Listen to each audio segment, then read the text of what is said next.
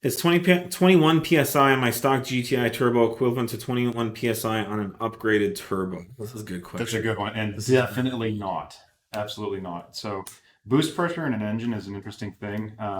It's actually a measurement of the restriction of the air getting through the motor. So the motor is just a big air pump, and the turbo is, the last line in that pump. And to push 21 psi through a stock turbo requires, or is going to generate a certain amount of pressure because it's a little turbo with smaller orifices, smaller turbines.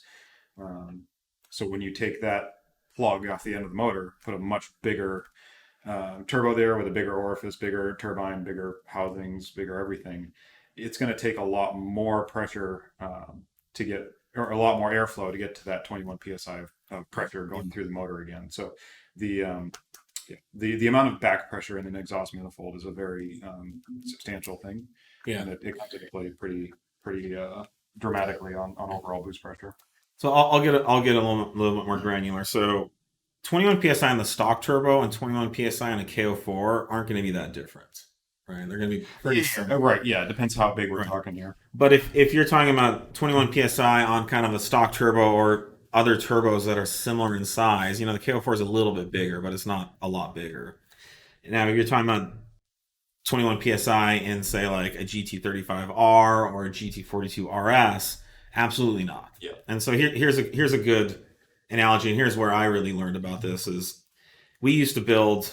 I don't know pictures, but if you check out our 10th anniversary shirt, it has all the project cars on it, and The ADTQ right uh, here. well, ATQ right here. This is where I learned. So um, when I built ADTQ, I started with a stock K26 turbo. That's like a 250 horsepower turbo, and I maxed the boost out on it like around 25 psi, and I made, I don't know, 250 wheel.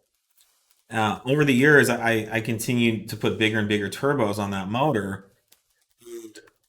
At one point, I ended up with a GT42 RS on it.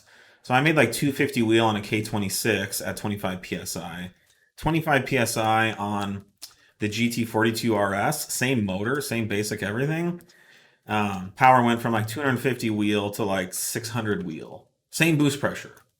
So why is that? Well, because the inducer in the nozzle on the K26 was about a half inch. So I don't know if you can see, but all the air in the motor went through a nozzle about half inch in diameter. And that's how a turbo produces boost pressure. Is it focuses all the exhaust output of the motor in a continuously reducing radius housing, which is the turbine housing, and the AR ratio plays into that. And you end up with a very tiny nozzle where a lot of air is being crammed into a very small place, and this nozzle of high pressure, high velocity exhaust hits the turbine wheel. That spins the turbine wheel very fast, which spins the compressor wheel, which creates this amazing vortex of pressure and flow. Now, the GT42 RS, I was running like a the K26 had a dot six AR. Like 6.4, 6.3. I think. yeah, that's Garrett, but No, sure. it was a number six housing, so it's a dot 60 AR, and the 42 RS had like a 1.2 AR. So all the engine output for the 42 RS was going through about like a 1 to 1.5 inch nozzle. Now, that meant the turbo was way laggier. The K26's entire power curve was below the point when the 42 RS even started to spool up. But the amount of air that was able to flow through the motor at that higher pressure level was much higher because the holes were bigger for the stuff to go through. So there's these compromises where um, you're going to need more flow to get to the same pressure, but uh, boost when you're looking at your boost gauge, you're only seeing one thing. You're seeing a static pressure. But what's happening inside the engine is static pressure that's moving through the motor. And so that's the difference. And that's, when Nate's explaining the resistance.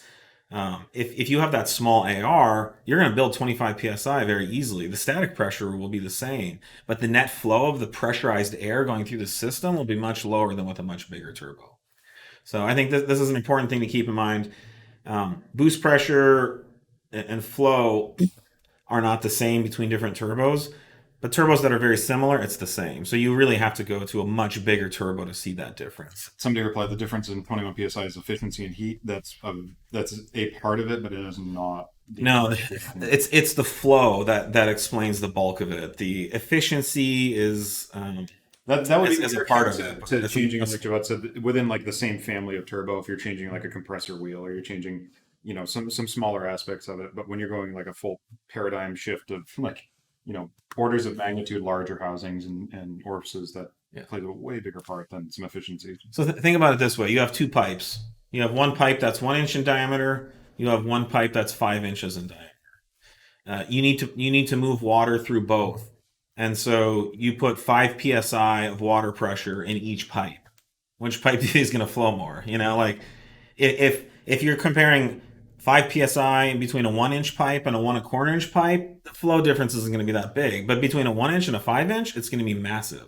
So the pressure is only one variable. It's the net flow through the system that's the other variable, and that's what people miss when they only think about boost pressure. So these bigger turbos flow more air. So your stock turbo flows 25 pounds of air, and a 42 RS flows 900, or I'm sorry, 90. So it's 4 times more flow.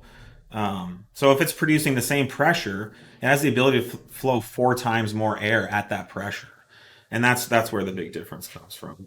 I would recommend anyone out there who's interested in turbos to read Corky Bell's book. What was it called? Just had it. Maximum Boost. Read that book. It's old and it's good. It came out. I was just getting into cars when it hit the market. It was like in the Maximum Boost. It's a good book. If you understand everything in that book, you will know more than 99% of the people out there in this community. There's a lot of misunderstandings around turbos and pressure, but and then this is the other reason why we always talk about like the most boost isn't always the best. There's the right amount of boost that's the best. And if you're trying to push a smaller device to a higher pressure that it's not suited for, then it's not going to do well. And I think the ultimate example was when we did the time attack car. We built a same motor. We would just swap different turbos on and off the exhaust manifold. We had a 35R setup that would do about 500 wheel and about 30 pounds of boost. And then we'd throw the 45R on it. And on the wastegate pressure at like 10 psi, it would put down like 650 to 700 wheel. Just like the lowest boost we could run. Yep. And it's just because the entire 35R could fit inside the 45R. The flow, we went from 600 CFM to like 1300 CFM. So that's why the power's there. This is a great topic. If you guys want to talk about it more, put in some questions for next week. We'll keep going. There's a lot to talk about there.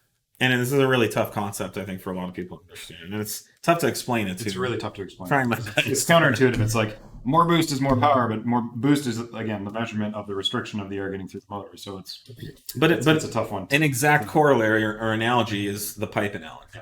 5 psi in a 1 inch pipe versus 5 psi in a 5 inch pipe. What do you think is going to happen? How much work can you do with that water coming through or whatever's coming out of it? So